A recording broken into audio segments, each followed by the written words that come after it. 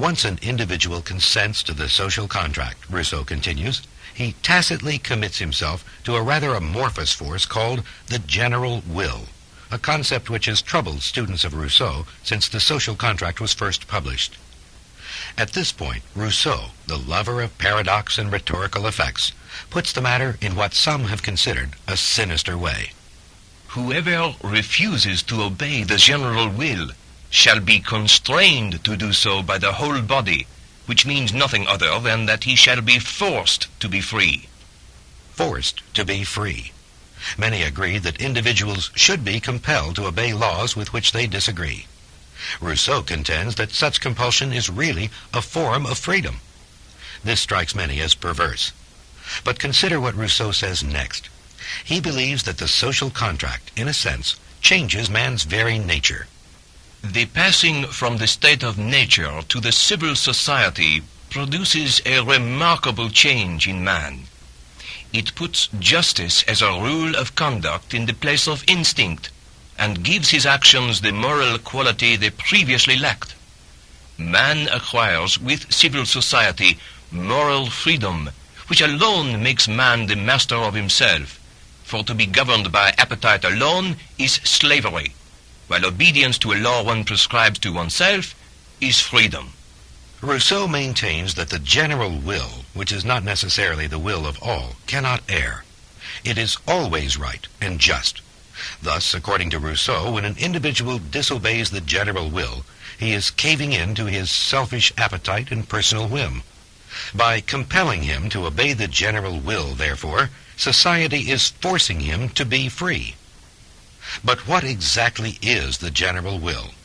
It is a concept Rousseau builds up gradually. The general will is always rightful and always tends to the public good. But it does not follow that the decisions of the people are always equally right. We always want what is advantageous, but we do not always discern it. The people is never corrupted, but it is often misled, and only then does it seem to will what is bad. There is often a great difference between the will of all and the general will. The general will studies only the common interest, while the will of all studies private interest, and is indeed no more than the sum of individual desires. The general will, according to Rousseau, is infallible and all-powerful. It is above and beyond the collection of individual wills. How then do we discover the general will? Rousseau says the assembly of associates, the coming together of society, can produce it under certain conditions. From the deliberations of a people properly informed, and provided its members do not have any communication among themselves, the great number of small differences will always produce a general will, and the decision will always be good. That the members should not communicate with each other may be puzzling. We ought to keep in mind, however, that Rousseau's world consisted of a multitude of different groups enjoying special legal privileges. Orders of the realm, towns, provinces, churches, craft guilds, chartered companies, each pushed its own interest, carving out a larger and larger niche for itself at the expense of the general good.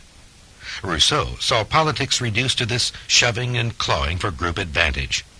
He tried to avoid this by limiting the expression of the general will to isolated individuals as opposed to groups. But if there are sectional associations, Rousseau warns, it is wise to multiply their number and to prevent inequality among them. Now Rousseau comes to the thorny problem of showing how the individual will not be tyrannized by the collective power he has helped to create. The first reason he gives is surprising, because it contradicts his previous explicit statement. Earlier, Rousseau stated that the social contract entailed the total alienation by each associate of himself and all his rights to the whole community.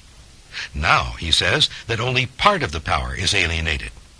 We have agreed that each man alienates by the social pact only that part of his power, his goods, and his liberty, which is the concern of the community. This is only one of the many self-contradictions in Rousseau which have provoked the anger and even the contempt of his opponents. In any case, whatever protection Rousseau offers the individual is soon cut down. as he adds, but it must also be admitted that the sovereign alone is judge of what is of such concern. That is, the sovereign judges which part of the individual's goods and liberty may be claimed by the community. Sovereignty, Rousseau explains, must be total and unconditional. Again, he assures us, this is no grounds for alarm. As the sovereign is formed entirely of the individuals who compose it, it has not, nor could it have, any interest contrary to theirs, and so the sovereign has no need to give guarantees to the subjects, because it is impossible for a body to wish to hurt all of its members, and as we shall see, it cannot hurt any particular member. The sovereign, by the mere fact that it is always all that it ought to be. Despite the absolute power of sovereignty, some people assert that Rousseau protects individual rights through another proviso introduced into the concept of the general will. The general will must be universal. It must apply equally to all. The general will, to be truly what it is, must be general in its purpose as well as in its nature. It should spring from all and apply to all. The sovereign power, wholly absolute, wholly sacred, wholly inviolable as it is, does not go beyond and cannot go beyond the limits of the general covenants. And thus every man can do what he pleases with such goods and such freedoms as is left to him by these covenants. And from this it follows that the sovereign has never any right to impose greater burdens on one subject than on another, for whenever that happens, a private grievance is created, and the sovereign's power is no longer competent. Rousseau claims that if law is the expression of the whole community, and if it must apply to everyone, then to harm one member is to harm all members. It is impossible, Rousseau continues, for the community to want to harm all of its members. Next, however, Rousseau rescinds his demand for universality. When I say that the province of the law is always general, I mean that the law considers all subjects collectively and all actions in the abstract. It does not consider any individual man or any specific action. Thus the law may well lay down that there shall be privileges, but it may not nominate the persons who shall have those privileges. The law may establish several classes of citizens, and even specify the qualifications which shall give access to those several classes, but it may not say that this man or that shall be admitted. The law may set up a royal government and a hereditary succession, but it may not elect a king or choose a royal family.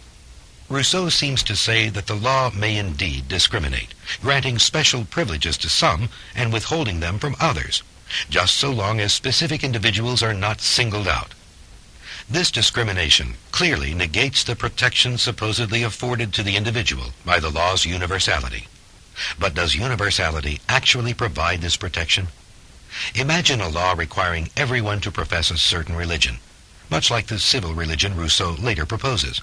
Wouldn't such a law infringe on the freedom of followers of different faiths, and on atheists for that matter? Yet if the law is merely the expression of the general will, as Rousseau maintains, it cannot infringe on freedom. The precise nature of the general will is rendered more questionable by a famous passage in the social contract. When a law is proposed in the People's Assembly, what is asked of them is not precisely whether they approve of the proposition or reject it, but whether it is in conformity with the general will which is theirs.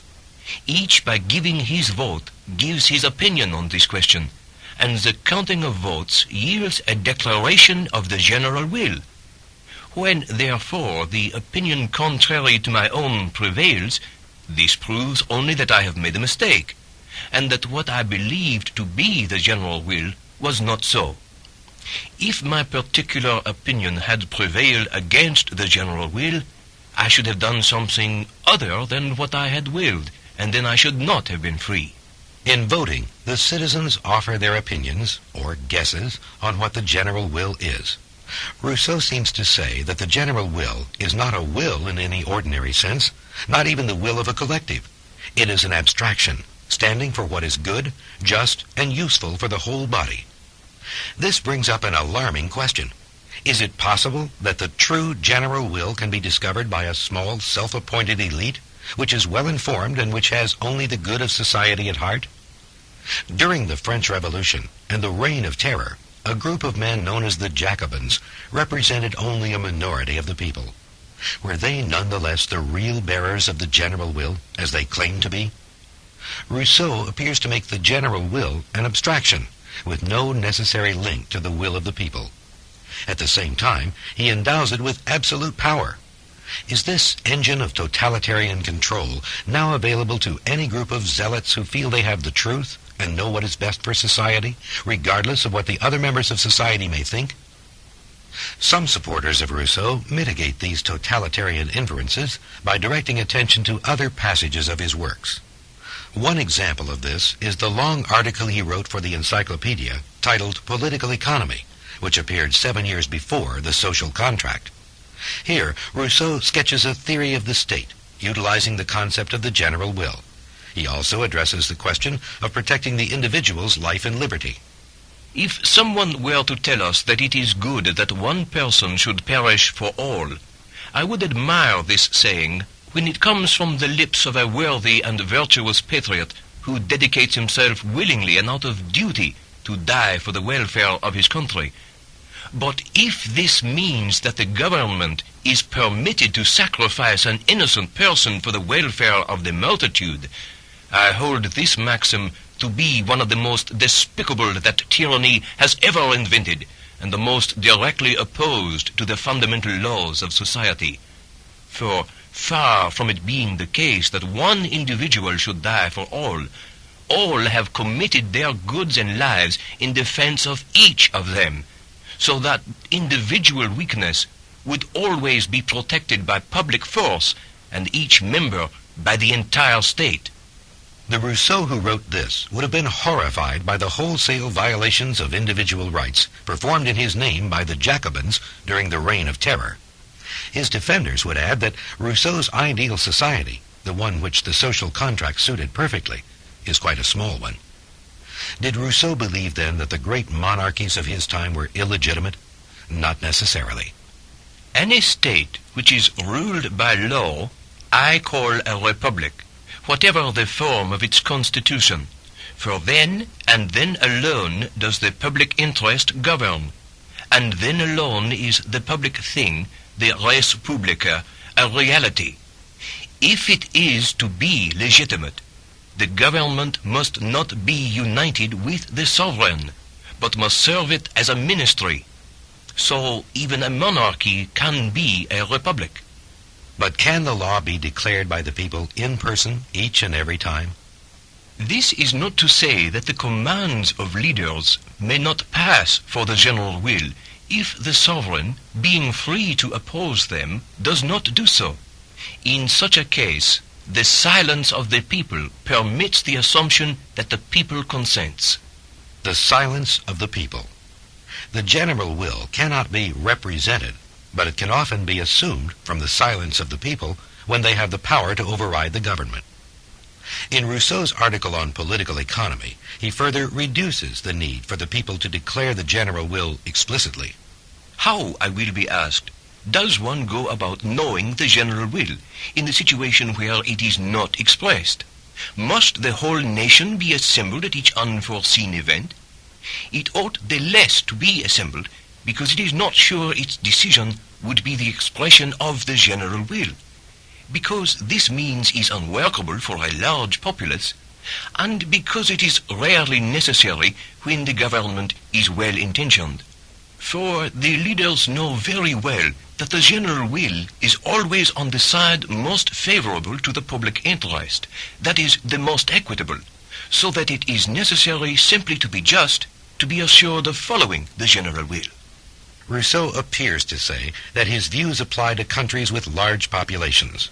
After all, in most cases, the government need not consult the people, but can assume the general will on the basis of what is just and right. Over 10 years after the publication of The Social Contract, however, when Rousseau wrote his self-justification, titled Rousseau, Judge of Jean-Jacques, he took pains to deny that the social contract referred to populous states such as France. Rousseau states this denial in third person. His object could not be to bring back large populations and big states to the initial simplicity, but only to arrest, if possible, the progress of those small and isolated enough for their preservation from the perfection of society and the deterioration of the species. Perversely, one wished to see a promoter of subversion and troubles in the man who is most prone to respect national laws and constitutions, and who has the strongest aversion for revolution. Defenders of Rousseau stress that the social contract refers exclusively to small states. In a small state, they claim, a truly uncoerced consensus is more likely to emerge. This minimizes the need to force the dissident individual to be free. But other aspects of Rousseau point in a different, more totalitarian direction. A monarchy can constitute a republic. A king can carry out the general will. And large populations need not be consulted directly. The whole tenor of the social contract also points in this direction. Anyone who reads the beginning of this book, man was born free and is everywhere in chains, and so on, would be forgiven for thinking Rousseau is offering a general theory of political legitimacy, applicable to states large and small. But Rousseau's defenders retort that his method was to make a large claim, only to introduce successive qualifications. And so the debate continues.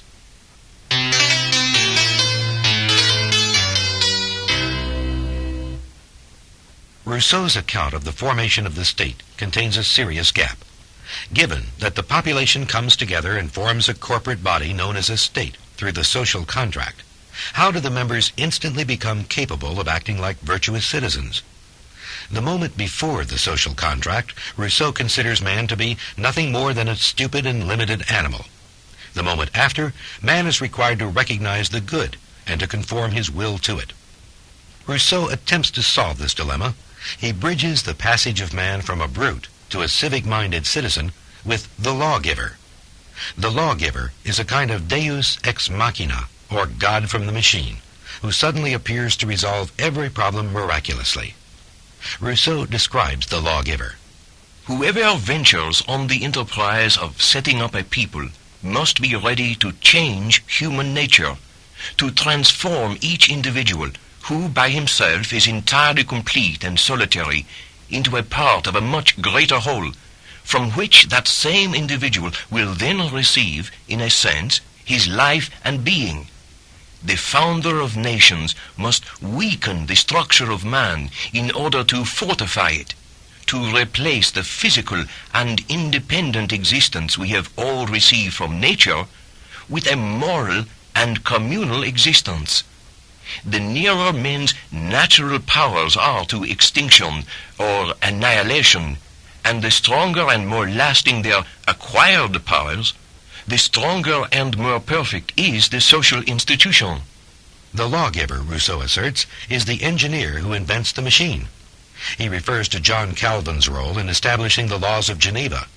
The model he mentions in the text is Lycurgus. Tradition ascribes the laws of ancient Sparta to Lycurgus. As a boy, Rousseau's favorite author was Plutarch, who idealized Lycurgus. He wrote of Plutarch in his last book, "He was my first childhood reading, and he will be the last reading of my old age." This is Plutarch's judgment on Lycurgus. It was not the design of Lycurgus that his city should govern a great many others. He thought rather that the happiness of a state, as a private man, consisted chiefly in the exercise of virtue, and in the concord of the inhabitants. His aim, therefore, in all his arrangements, was to make and keep them free-minded, self-independent, and temperate.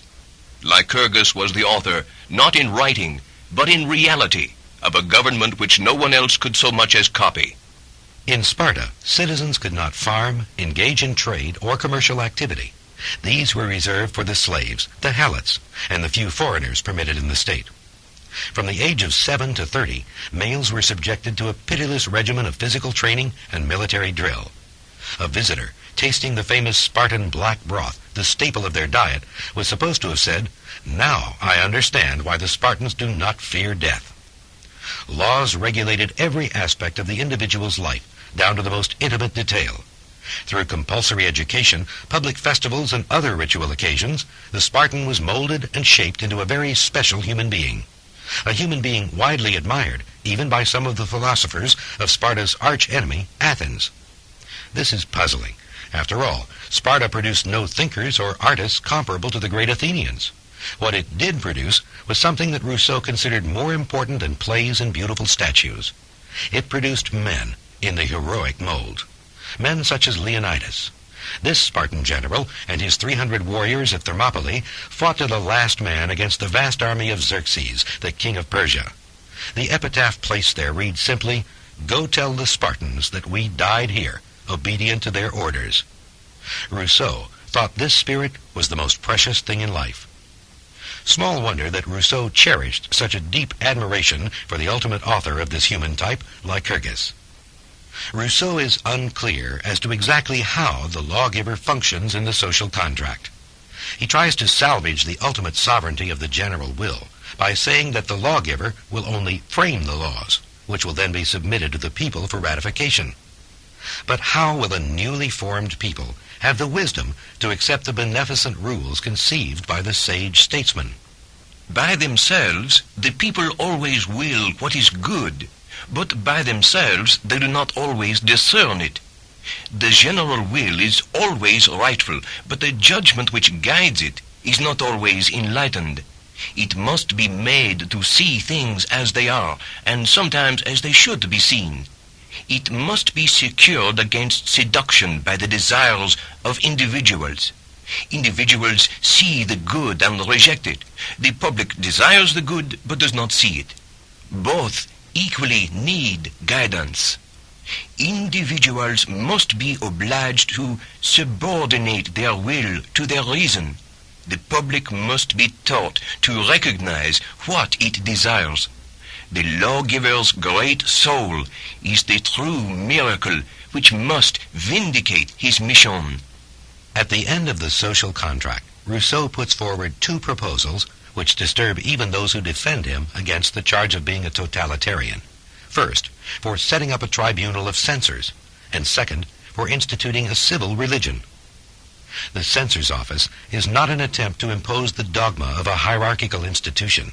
Instead, it resembles today's community standards approach. Just as the general will is declared by law, so is the public judgment declared by the censorial office. Public opinion is that form of law of which the censor is the minister, and which he, on the model of the prince, merely applies to particular cases.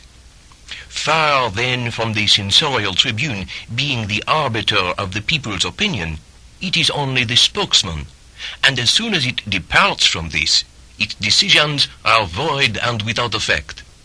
The tribunal regulates community morals in the widest sense by regulating the feelings and opinions of community members. It does not replace law, but reinforces it through wise judgments. Moreover, Rousseau insists, it should not be tarnished by the use of physical coercion. It should proceed through admonition, public ridicule, and similar methods. Rousseau does not consider the danger that such methods would stifle expressions of individuality, especially in small communities. In the last important chapter of the social contract, Rousseau brings together two of his major concerns, politics and religion. The ancient states which Rousseau so admired combined the two. Then came Christianity. The later Catholic historian Lord Acton credited Christianity with dividing power between the realm of Caesar and the realm of God, thus creating a sphere free of governmental intrusion. Rousseau laments this division. Jesus came to establish a spiritual kingdom on earth. This kingdom, by separating the theological system from the political, meant that the state ceased to be a unity, and it caused those intestine divisions which have never ceased to disturb Christian thought. The consequence of this dual power has been an endless conflict of jurisdictions, which has made any kind of good polity impossible in Christian states. where men have never known whether they ought to obey the civil ruler or the priest. The Christian's homeland, Rousseau explains, is not of this world. The authentic Christian would think twice about shedding blood to thwart a tyrant. He would simply resign himself to tyranny in this vale of tears. In war, the Christian would do his duty and defend his country, but he would lack the vigor and aggressiveness of those whose first love is their state. Perhaps carried away by his argument, Rousseau declares, Christianity preaches only servitude and submission. Its spirit is too favorable to tyranny for tyranny not to take advantage of it. True Christians are made to be slaves. They know it and they hardly care. This short life has too little value in their eyes. A citizen's private beliefs, Rousseau says, are none of the law's business, except when those beliefs are important to the community. Presumably, this means when they might infringe on the citizen's duty to the state. Over and above these private beliefs, Rousseau proposes to establish a religion which supports communal life. There is thus a profession of faith which is purely civil, and of which it is the sovereign's function to determine the articles, not strictly as religious dogmas, but as sentiments of sociability, without which it is impossible to be either a good citizen or a loyal subject. Without being able to oblige anyone to believe these articles, the sovereign can banish from the state anyone who does not believe them, banish him not for impiety, but as an antisocial being, as one unable sincerely to love law and justice, or to sacrifice, if need be, his life to his duty. Then Rousseau adds a chilling demand. If anyone, after having publicly acknowledged these same dogmas, behaves as if he did not believe in them, then let him be put to death, for he has committed the greatest crime, that of lying before the law. Rousseau does not specify what constitutes behavior indicative of disbelief, and therefore worthy of death. He does specify a religion, however, which the state could not tolerate, one which denies toleration to others. The Roman Catholic faith, which according to Rousseau claims a monopoly on salvation, would be prohibited.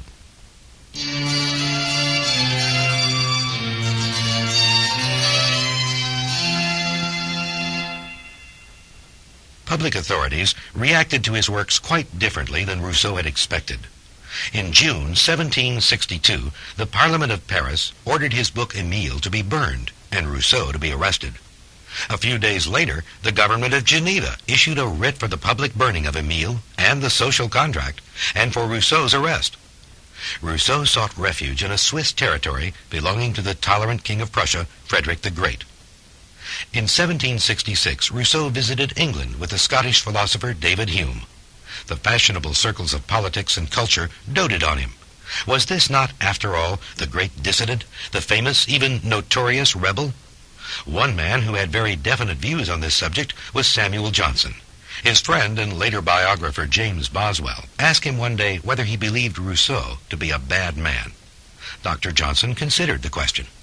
Sir, if you are to talk jestingly of this, I don't talk with you. If you would be serious, I think him one of the worst of men, a rascal who ought to be hunted out of society as he has been. 3 or 4 nations have expelled him, and it is a shame that he is protected in this country. When Boswell protested that at least Rousseau's intentions were not bad, Johnson replied, Sir, that will not do. We cannot prove any man's intention to be bad. You may shoot a man through the head and say you intended to miss him, but the judge will order you to be hanged. The want of intention when evil is committed will not be sustained in a court of justice. Sir, Rousseau is a very bad man. I would sooner sign a sentence for his transportation than for that of any felon who has gone from Old Bailey these many years.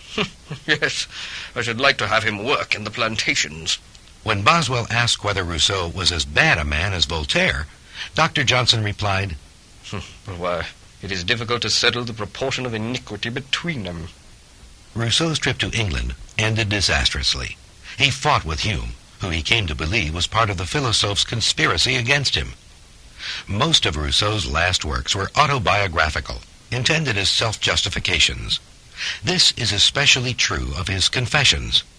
But in one work, Rousseau pioneered yet another movement that flourished in the following century, nationalism. This was his Considerations on the Government of Poland. Around 1770, grave problems faced the vast and ancient kingdom of Poland. It was burdened by great economic backwardness and terrible legal inequalities. In 1772, Poland's neighbors began the partitions that ended Polish independence until after the First World War. In these troubling circumstances, a Polish nobleman approached the now famous Rousseau for suggestions on reforming Poland. The Considerations on the Government in Poland is sometimes said to exemplify Rousseau's more pragmatic and realistic method in contrast to the social contract. In it, he proposes slow and gradual rather than sweeping reforms. He addresses one of Poland's major problems, the institution of serfdom. Committees should be set up in each province and should meet every 2 years to screen serf families for emancipation. The virtuous would be freed. Since Poland was known as serfs' hell, and since even the reactionary monarchs of Eastern Europe were much bolder about freeing the serfs when the time came, Rousseau could be accused of a certain timidity here. But his views on Polish nationalism were far from timid. Nationalities were disappearing, he fretted, to be replaced by a kind of homogenized European. Rousseau advised the Poles to maintain or reestablish or even invent any customs which tied them together and gave them a natural reluctance to mix with foreigners. As usual, education was crucial. This is the important article. It is for education to give the souls the national form, and so direct their opinions and tastes that they will be patriots out of inclination, out of passion, out of necessity. A child, on opening his eyes, should see the fatherland, and until he dies, see nothing else. This love makes up his whole existence. He sees only the fatherland. He lives only for it. As soon as he is alone, he is nothing. As soon as he no longer has a fatherland, he is no more. Poles should take the lawgiver Moses as their model. Here, Rousseau praises the Jewish people not for their cultural, intellectual, or economic achievements, but for what others have called their exclusiveness and tribal feelings. Out of these vagabonds, Moses dared to make a political body, a free people. While this herd wandered in the desert, he instituted it in a manner invulnerable to time, mishaps, and conquerors. To prevent his people from melting into others, he gave it mores and customs incompatible with those of other nations. He burdened it with specific rites and ceremonies. He introduced 1,000 constraints to keep it on the alert and to make it forever a stranger to other peoples. And all the bonds of brotherhood which he created between its citizens were as many obstacles to its absorption in other peoples. Although Rousseau urges a martial spirit and a readiness to die for Poland, he is careful to state that this should not entail any aggressive or expansionist ambitions. Given the precarious situation of Poland, the propagation of strong nationalistic and even xenophobic feelings may have made sense. Once again, however, Rousseau cut himself off from the progressive thinking of his day, which disdained narrow nationalism. Extreme patriotism and nationalism are more in keeping with the 19th and 20th centuries. Rousseau's last years were filled with a growing anguish and despair. Enemies seemed to encircle him, becoming more potent and more committed to his total ruin. He wrote Rousseau, judge of Jean-Jacques, to vindicate himself. To make sure his enemies could not seize and destroy the manuscript, he decided to place it on the high altar of the Cathedral of Notre Dame in the heart of Paris. Unfortunately, the area was closed off and locked. To publicize his plight, he wrote out leaflets, which he attempted to hand to passers-by, but they refused to accept them. In his last book, Reveries of the Solitary Walker, Rousseau remembered some of his happiest moments, the times spent in a dreamlike state of communion with nature. The Reveries contains some of his most beautiful writing, but it also contains self-pity and bitterness against his foes' unrelenting persecution of him. The other philosophers did view him as an enemy, but he exaggerated their hatred and power beyond all reason. As always, he generalized his experience into a statement on the human condition. Happiness is a lasting state which does not seem to be made for man in this world.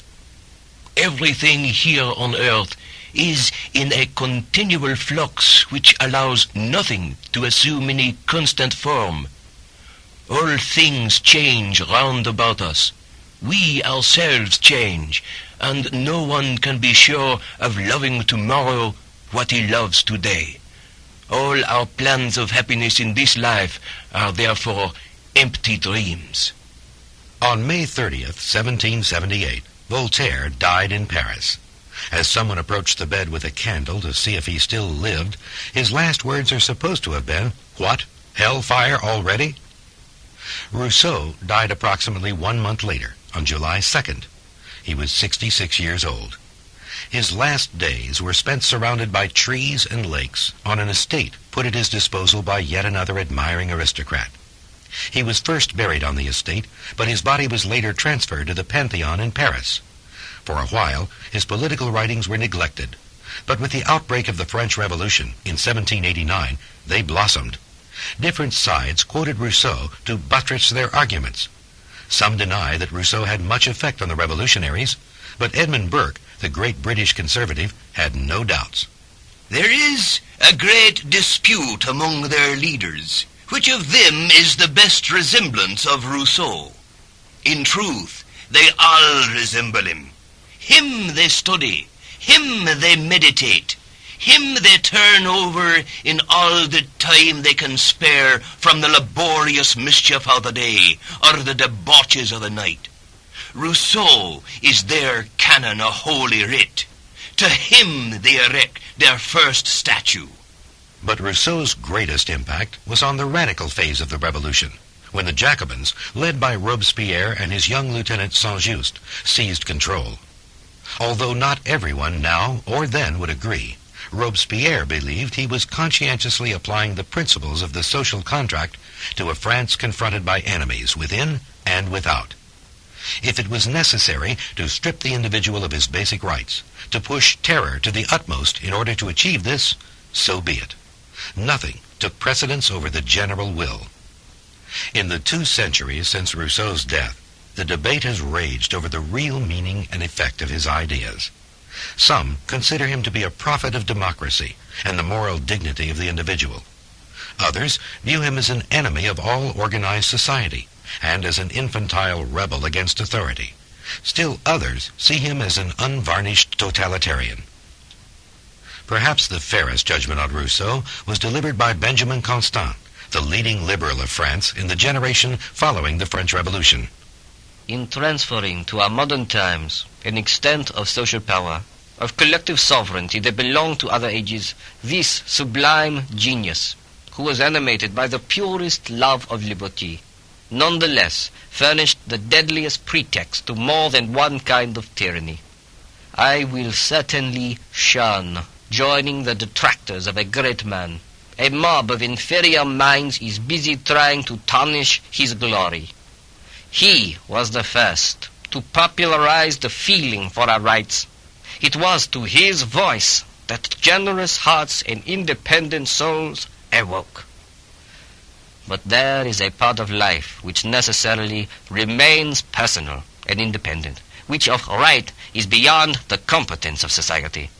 Sovereignty can be only limited and relative. At the point where personal independence and life begin, the jurisdiction of the sovereign ceases.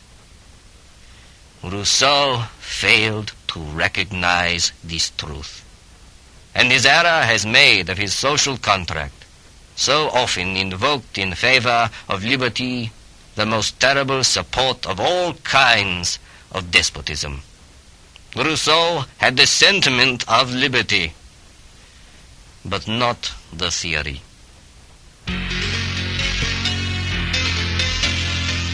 We hope you've enjoyed this presentation of The Social Contract by Knowledge Products. This continuing series of cassettes presents the major ideas of great thinkers with a discussion of their historical and intellectual context. The script for The Social Contract is by Ralph Raico. Script editing by Wendy McElroy. Narration by Craig Deichman. Production by Pat Childs and Sharon Weil. Dialect consulting by Ruth Sweet. Voice characterizations are by Travis Hardison, Don Jones, and E.R. Davies. Recorded at Archer Productions. This material may not be copied in whole or in part without the permission of the copyright owner. Copyright 1986 by Carmichael & Carmichael Incorporated.